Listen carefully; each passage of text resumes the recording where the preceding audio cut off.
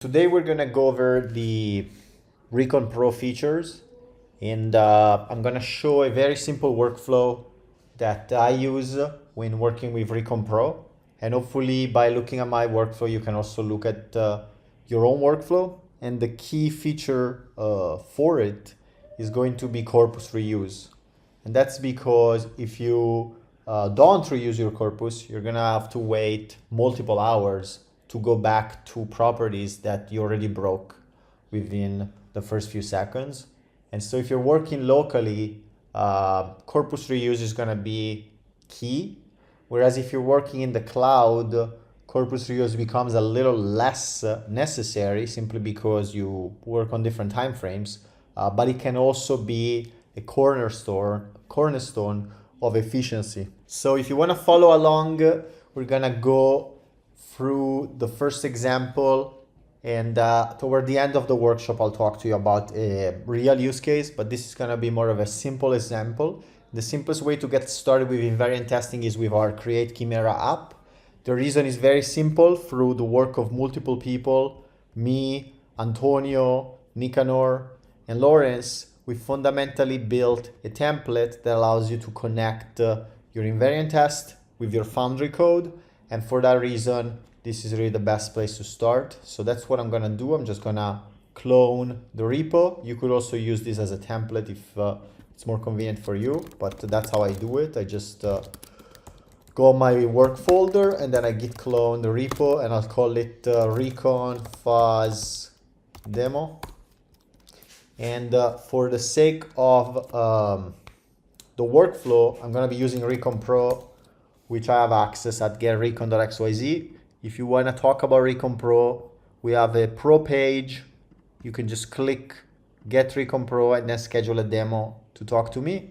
And once you have Recon Pro, you're gonna have access to all of these elements in the menu, which fundamentally allow you to run cloud runs, as well as to set up automations.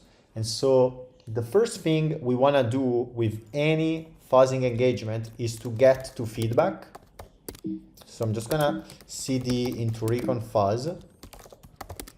What does feedback mean in the context of invariant testing? It simply means that the code needs to run. So I'm just gonna forge build, and obviously we need to run some installation.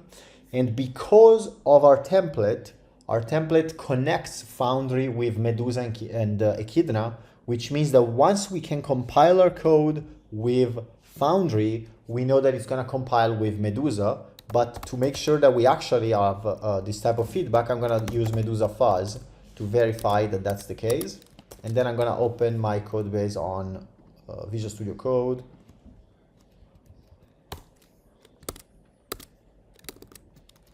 So as you can see, Medusa is running successfully, which means that our code can actually be tested locally. So because of the workflow that I'm doing, then my next level is going to be running this in the cloud.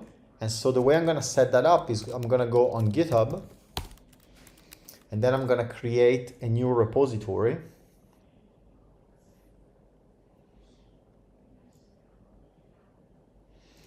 And I'll call it Recon Fuzz Demo Basic. And I'll make it private just to show the private workflow. So this will be something I can do for a contest, something I can do for a customer. I will just set up a private repo.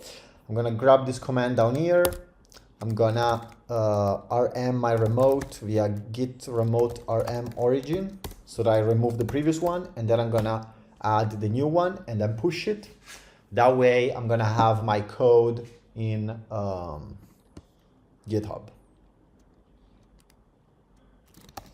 And what we're doing here is we're basically setting up. So this is the time it takes to set up Recon Pro. So there's gonna be two runners that we can set up, one with Medusa and one with Echidna. I'm gonna show you the entire steps so that it's as simple as possible. And then I'm gonna also set them up. But the first step is we know that we can just run a job by pasting the URL, and fundamentally this is gonna work. That's because all of our defaults are safe. So You don't have to type the medusa.json config, although if you were to change the name, you would have to. And obviously we don't have a corpus reuse to reuse, so there's no point in doing that. So for the sake of demo, I'm just gonna reduce the time limit, and now I can run my job. And so something that I just did, which is a common mistake, is I'm running a private repo, and I basically just pasted the URL. So this will actually not work simply because we currently, our backend doesn't have the permissions to clone the repo. So all we have to do once we have Recon Pro is to go on private repo and click on add recon to your repos. And then I'm gonna basically just log in. You can see my stuff I collaborated on. And then I'm gonna have my secret key just for security. But fundamentally, I'm gonna connect the secret key, and that's gonna allow me to install the new repo. So I'm gonna go on the repos, I'm gonna find the Recon Fuzz demo. And now that I added it, I'm gonna get redirected back to Recon. And now Recon is gonna be able to have read access to that specific repo, which means that it's gonna be able to clone the job and it's gonna be able to execute it. So within about a minute, Recon will try to queue the job again, and we're gonna know that the job will be successful. So my workflow at this point will be to copy the URL, and let's say I'm doing an audit. I would probably have this as something like Recon Fuzz test, and then I would have a run. I will call this run, first run. And so at this point, we have Recon queued. Again, it's gonna take up to a minute for it to try again because of the situation. You can see that the job is now started, which means that it went from queued to started. It's gonna start cloning and then change the status to running. But fundamentally, this is the basic workflow. And then I could perhaps write a POC, or rather I will write some sort of a description for the finding that I'm looking for. And then I will wait for the fuzzer to give me the POC. And then the last thing I can do is I can share the job result once I'm confident in the output, and I can then share the URL. So in this case, I can go here in the chat, I can drop it, and then since it's a public share, anybody can see those updates as they happen in real time. And then fundamentally, that's also something you can send to a contest, to your customer. I send it whenever the context makes sense. That's when I will send Medusa. And so that's kind of the basic workflow. Now, the second level of the workflow will be using Echidna. And so Echidna has the downside, at least for me, that it messes up all of my permissions. And so the way I use Echidna is actually, I do this. I have a command here that allows me to run a Docker image that we have for our builder. And so the way I run Echidna is I'll typically use the Dockerized version of a release that has access to Echidna. And then I'm just gonna go effectively into the same working path. And we conveniently have a comment in our critic tester that says what we need to do to run Echidna, which is echidna dot, and then the name of the contract, and then the config echidna.yaml. And so that's how you will get Echidna to run, or you will verify that it works. And the reason why I say this is because Medusa, at least from my experience, tends to be very fast and very convenient to be run locally. And you can see that Medusa running also builds its corpus. That's the same for Echidna. But the main difference is that if you run Echidna, especially without any workers, it's going to basically be at least 10 times slower than Medusa. And obviously you can spend some time optimizing it. But what I tend to do is I'll always run Medusa locally. And anytime I need to escalate to Echidna, I'll do what I'm doing here to verify that it works and it compiles, because if it doesn't compile, why am I running it in the cloud? But once I know it's gonna run in the cloud, then I'm gonna try and not run it locally, simply because it's gonna take just too long, the compilation time is too slow, the iteration cycle kind of sucks. So that's what I do, because I also know that Echidna is also awesome, especially in optimization mode. or in other modes such as exploration mode, etc. So once we've done this step of having Echidna run locally, the next step is to run it in the cloud. So in a similar fashion to this run, which I shared, which should be working, we can see that it's basically working, we would set up Echidna. So I will grab the URL, paste it here, I will switch to Echidna, and then just like the commands I set up here in the terminal, I need dot, and we actually don't need to add it because it's a default. But then we need to set up the contract name. So I'll grab critic tester. I'll search for the contract name, which is the third option. And then for the config, I'll grab echidna.yaml, and that's going to be the second option. And so something to consider is that everything else will be defaulted either by a default or by the settings from the Echidna file. Something we recently added is the mode, which means that you can specify a configuration file name to have a mode in the config, but you can also override that setting by customizing the mode. And at least for me, something really convenient will be to shift between assertion and optimization mode, or assertion and exploration mode. And that's because, again, this is from talking to other fuzzing engineers as well. We all tend to use Echidna only with assertion mode so that one set of tests will capture all possible broken properties. And then if we need exploration mode, we will shift to exploration mode. And if we need optimization mode, we will shift to optimization mode. A good use case for optimization mode is to maximize a rounding error, maximize value extracted, or maximize damage to the system. So those tend to be specific tests that you want to run separately, but you probably will want to perhaps reuse the corpus. And so something that I can do here would be to set exploration mode, and then I could set something like a million tests. So 10, 100, 1,000, 10,000, 100,000, a million. And so at this point, I'm going to have my config, my contract name, a million tests. I don't need the corpus dir. I'm going to use the default. Everything else is defaulted. I'm going to run the job. And so what I'm doing here is I'm telling Recon to run Echidna with these settings and to override the test mode from assertion to exploration. And by doing that, we're going to have it build our corpus.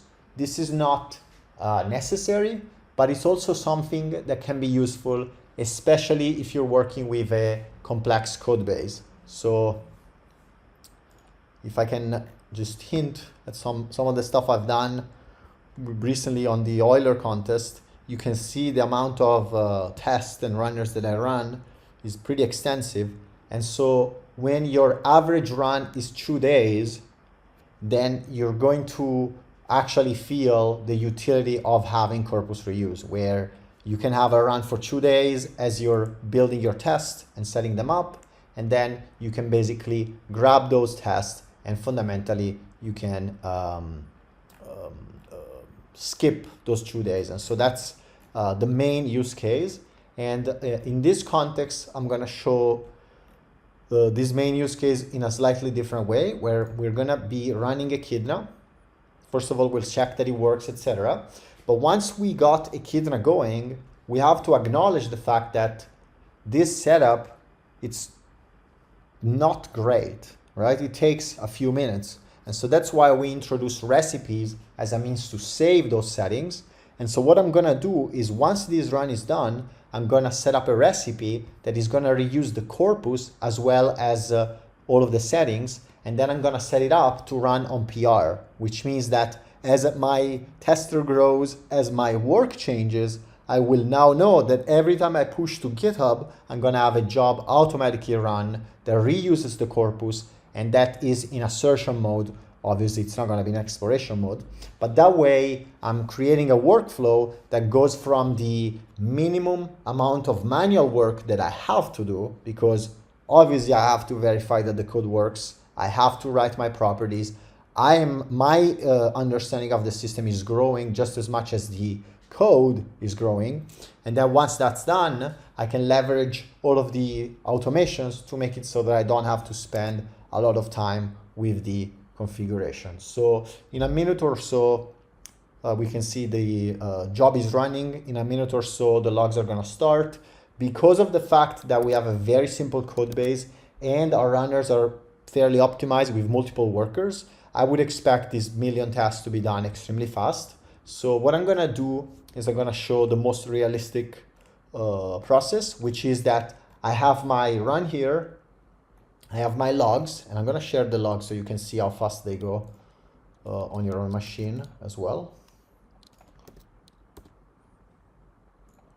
And so the interesting aspect of exploration mode is you're gonna have only one test, and that's because it's like an illusory test, it's a fake test.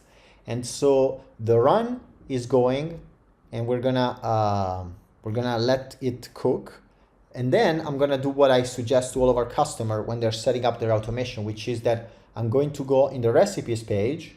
This is where you create these purple buttons, and I'm gonna create a new one. I'm gonna call it Echidna Corpus Reuse. I'm gonna grab the org data, although that's not even necessary, but I'm gonna do it just because it kind of makes sense. That's how you will do it for your own recipe. You will grab the org name, the repository, and the branch. Then you would grab the job type, select it to Echidna. You will then set the config to be echidna.yaml, the contract to critic tester, and then the test limit could be another million tests. We could actually raise it to perhaps 10 million. I'm gonna keep it at 1 million just for the sake of testing. But fundamentally, because of corpus reuse, we could actually keep the test limit to a small number because the corpus will actually be reapplied and it's gonna skip a lot of tests. And then to enable corpus reuse, all I have to do is grab the ID of the job that I wanna reuse the corpus of. And then I'm gonna paste it in the corpus reuse field. And so this recipe will by default run Echidna with the configuration that we know works, right? We see it working. And additionally, it's gonna reuse the corpus from the previous job. So I'm gonna create the recipe. You can see it, it's gonna be added to the bottom of the all recipes field. That's how you know it works. And then I'm gonna be able to create an automation with this. So I'm on the Recon Fuzz Demo Basic folder. I'm gonna grab this ID right here, which is the recipe ID. I'm gonna go in the campaigns and I'm gonna paste the recipe ID. And now I can create a campaign, which basically is an automation that will run on PR. I'll call it Echidna Reuse on PR. And then to make this work, we have to specify the branch that we're pulling from. So for the sake of a full workflow, I'm gonna show you why we did it this way. And obviously we're gonna be changing the config in the future based on customer feedback.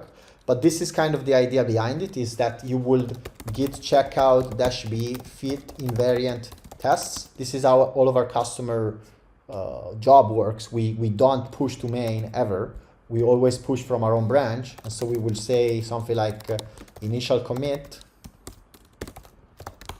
and we will then push the fit invariant tests to the remote. And then we most likely will set up a PR for a customer, or even for myself if I'm just doing tests, and I would fundamentally have a PR that looks like this, where I'm PRing from the fit invariant test into main. And so to create a campaign that runs only when I PR, I will basically go back and paste this branch. I will then grab the rest of the URL, and effectively I will drop the organization up here and the repo in the middle. And so whenever this branch has an update and there's a PR tied to it, we're gonna be running this recipe. So I'm gonna create the campaign. The automation is here, the corpus reuse is set. I can now wait for this job to be done. And as you can see, because of the optimized run, the simple tester, the multiple workers, the exploration mode, we fundamentally are already done in maybe 30 seconds, let's say a minute or two, with our corpus generation. So now what this means is that I have a tester that is going to be a lot faster anytime I try a new operation. So then I could go and add some stuff. Just for the sake of demo, I will just do a very dumb update. And then I can push the branch to GitHub.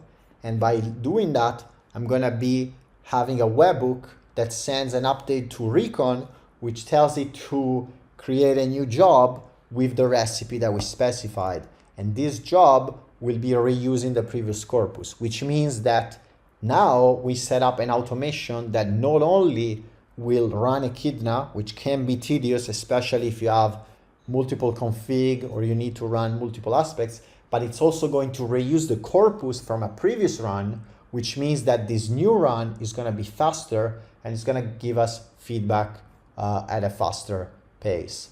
And so by applying these ideas, what we're fundamentally doing is we are, as our understanding of the system grows, I'm pasting this URL so you can check it, but as the understanding of the system grows, we're also cutting corners on the stuff that doesn't matter. So if we look at a code base, let's say I go on the Euler Vault kit, and we'll eventually do a full session on that.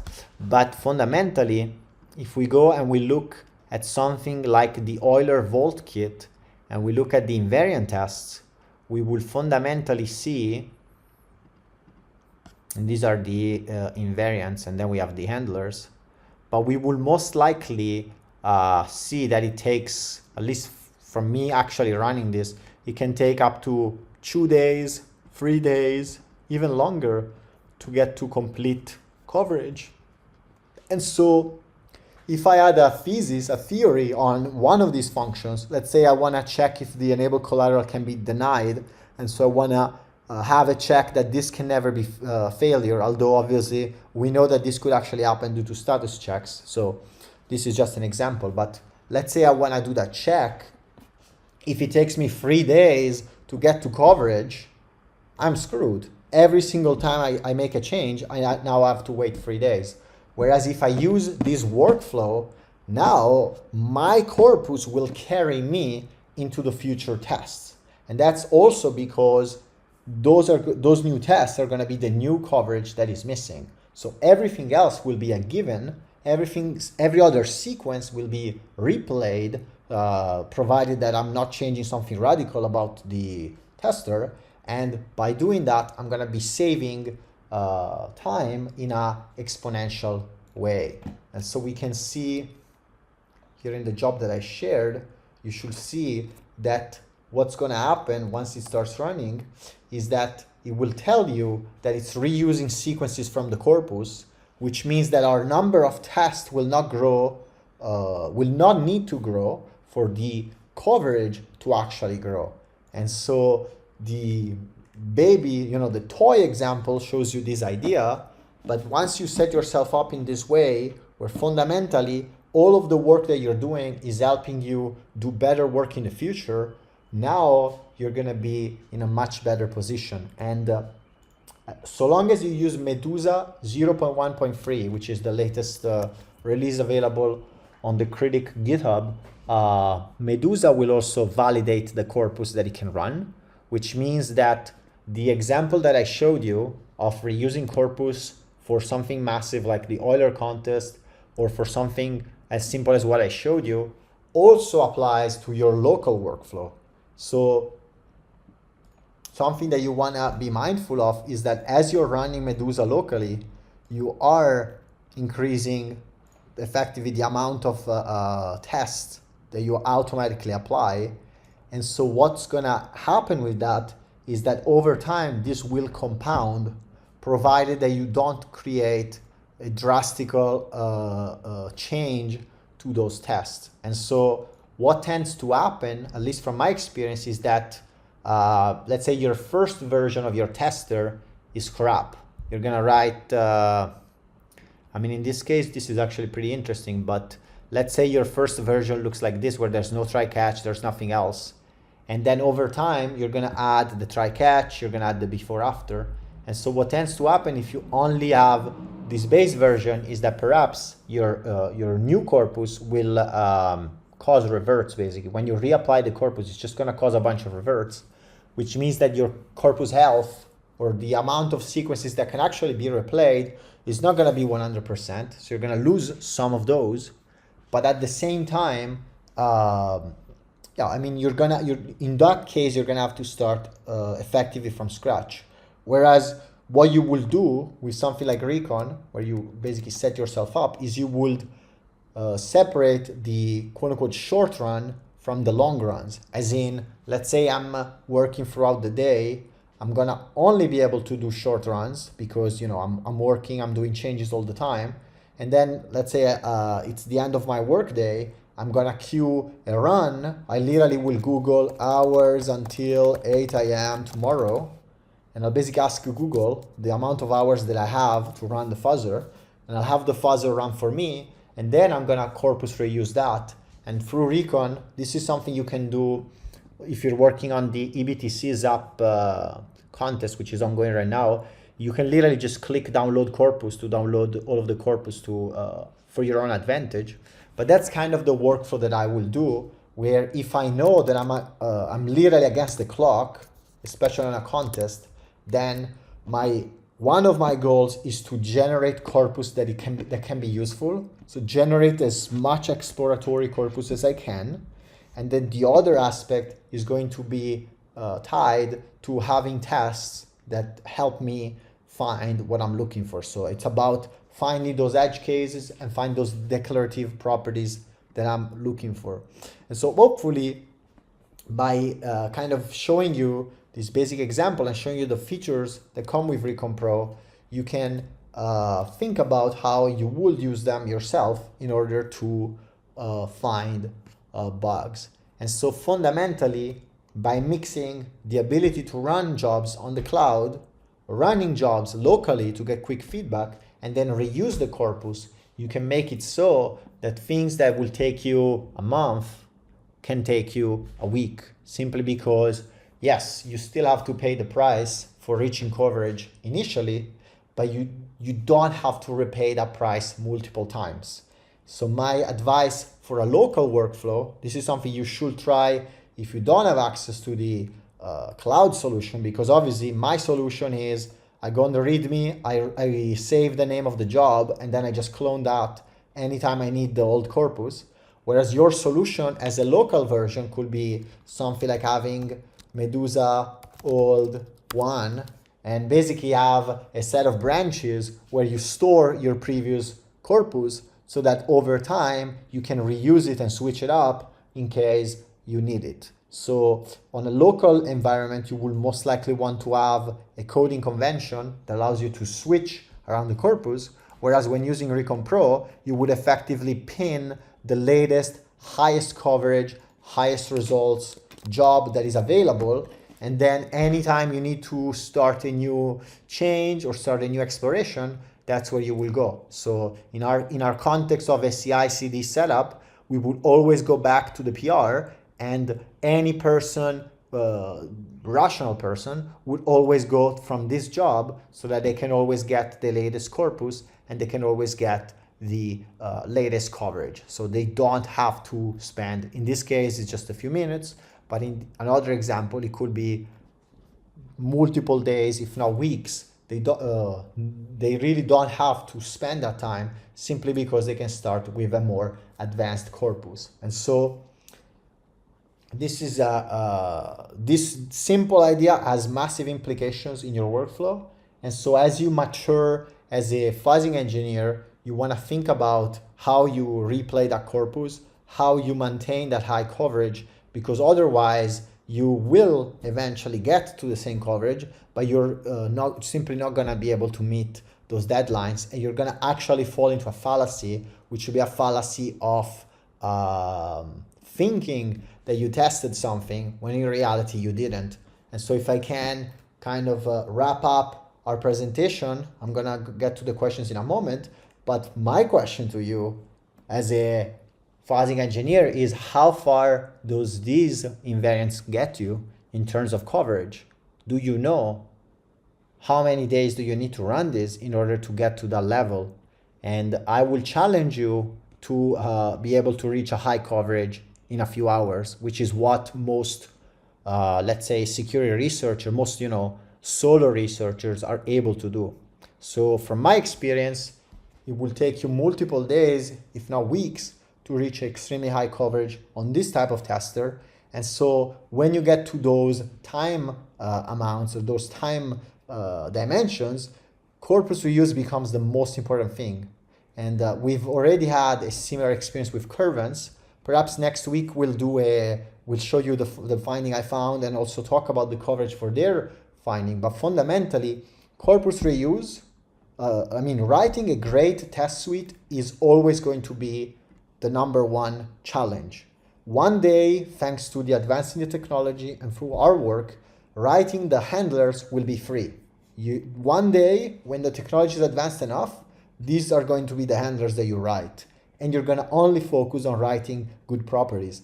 But even when we get to that day, you will still need to have a pre-baked corpus in order for you to be able to use such a generic type of handlers that obviously account for any possible configuration. So hopefully this helps you think about it.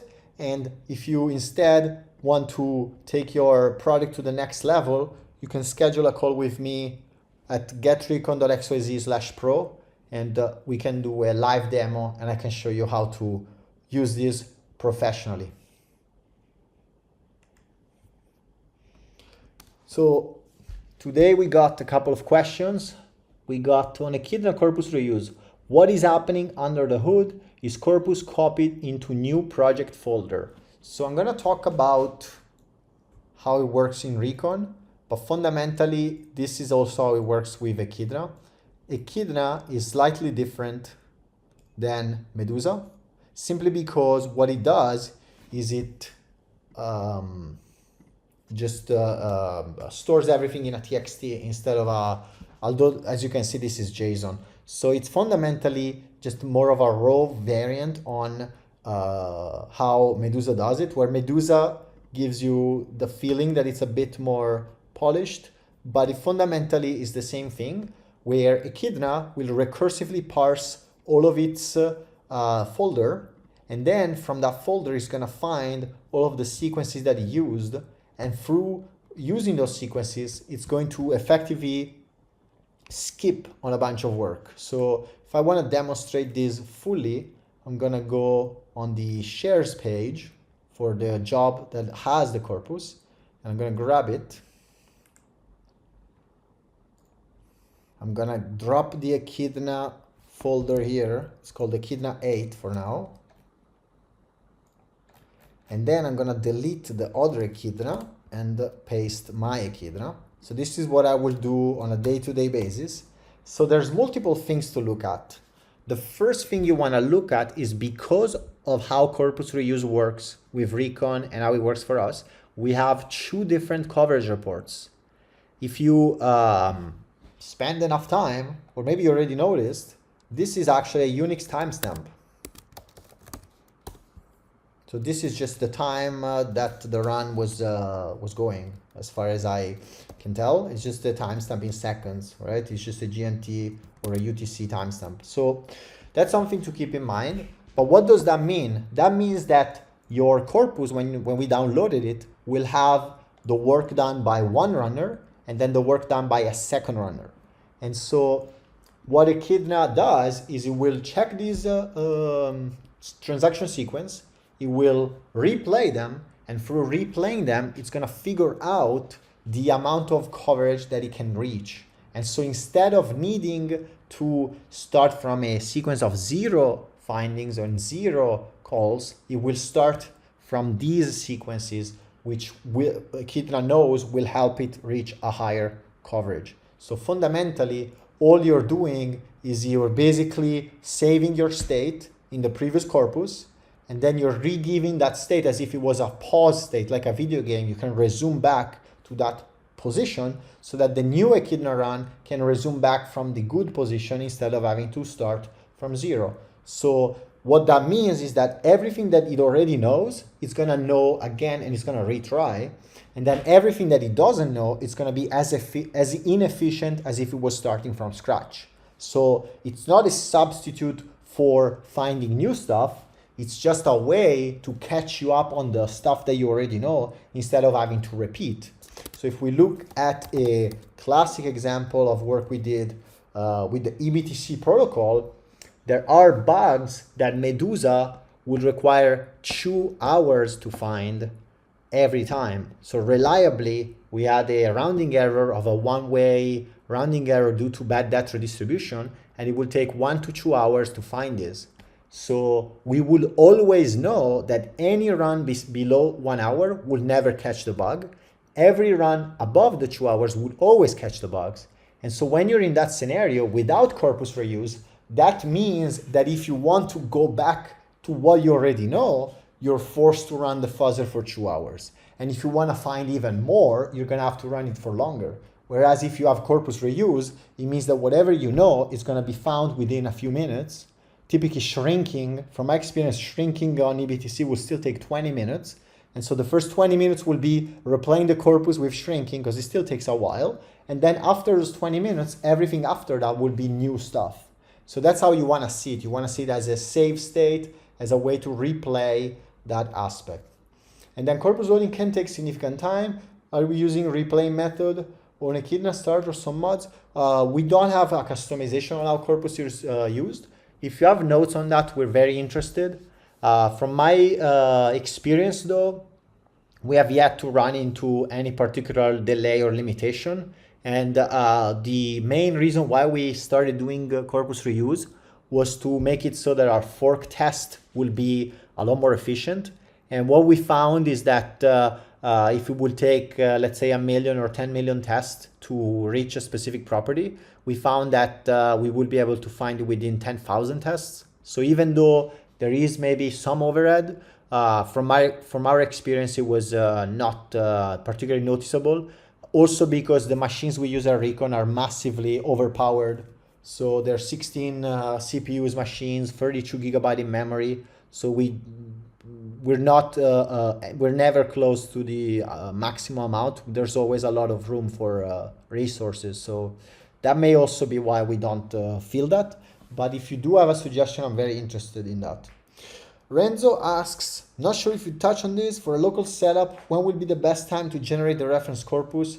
For example, blah, blah, blah. Okay, well, that's why the local setup is such a additional complication.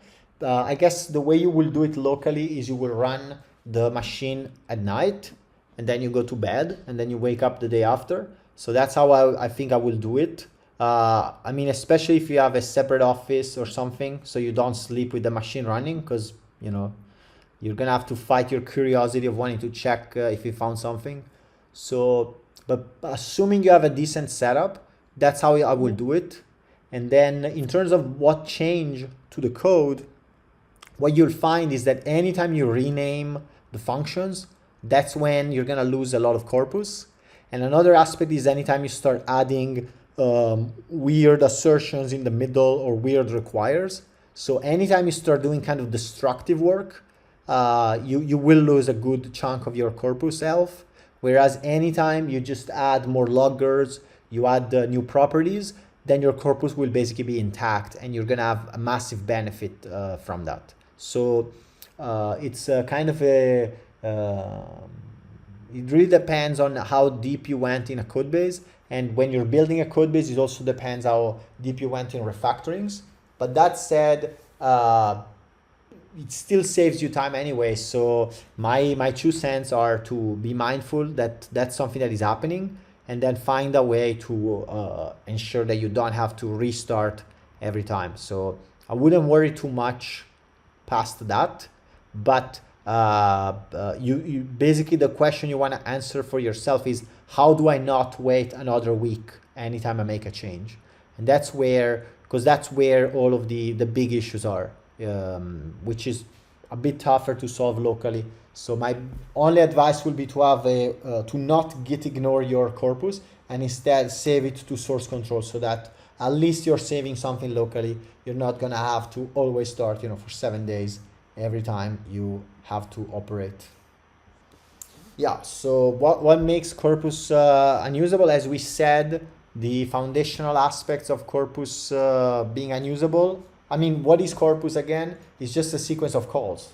So if you have a sequence of calls and you're very unlucky and they're not shrunk, and let's go for a very basic example, but if you have a sequence where you have like n sequence of useless, and then you have one important thing or two important things, so you have a chain of two operations, then if you make any of n revert, you actually lose all of the sequence. So that's something you have to keep in mind, is that if it's poorly shrunk, which is something that happens when your fuzzer dies, for example, or when you're running Medusa in optimization mode, you're gonna have sequences that are longer. So that's an example of how you will lose, seemingly for no reason, how you will lose some of the corpus. But most of the times, the real reason why you will lose corpus is because you go here and you do require number greater than 118, and you basically kill a bunch of your corpus this way. Or perhaps you do an assert here that asserts, let's say it asserts false or whatever, so it always fails. Or you assert you perhaps add a new test in that way, where basically you're checking that the new number is less than 118, and so now all of those sequences are forever destroyed, because they're gonna break the property, but now they're gonna revert. And so that's how you end up ruining your corpus. Another example would be simply changing the names. So from what I can tell, this is something that can be fixed. Maybe one day we'll fix it through a tool, but fundamentally you would have to go and find all of the call data, and then you would have to replace the broken signature with the valid signature. So this is a bit harder to parse, I think, because it's right padded or left padded. But if you look at the usual, right, this is basically the good old, it's just calling counter increment. If you change the name of this function in your code, then this signature will no longer work. And so what you would have to do, you can do it manually, would be to change the function signatures in the corpus so that you can still reuse it. So changing the contract name can definitely break it. Changing the address, maybe, I guess it would, because they're hard coded. But again, you could save those. And then lastly, the signature name. So those are the most common ways. And then from my experience, the more subtle ways are when you do something like this, which is like, I would always do something like this, where I'm like, this is my jackpot, this is the sequence I need, this is what I want. And inadvertently, you end up killing your corpus because you end up doing something like this. And so the solution to something like this would instead to do the logger. Basically have a contract that you call that does the trigger, so that you end up not killing your corpus. So those are small tweaks.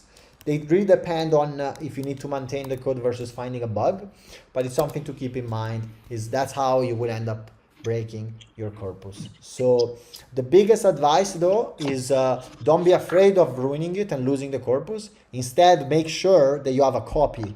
That's why my workflow is pretty strong, is because I can even destroy all my corpus. I can just always go back to the previous job that I flag in my docs, and I can always get it back. Whereas if you don't have a way to store your corpus and save it, then that can also create complications.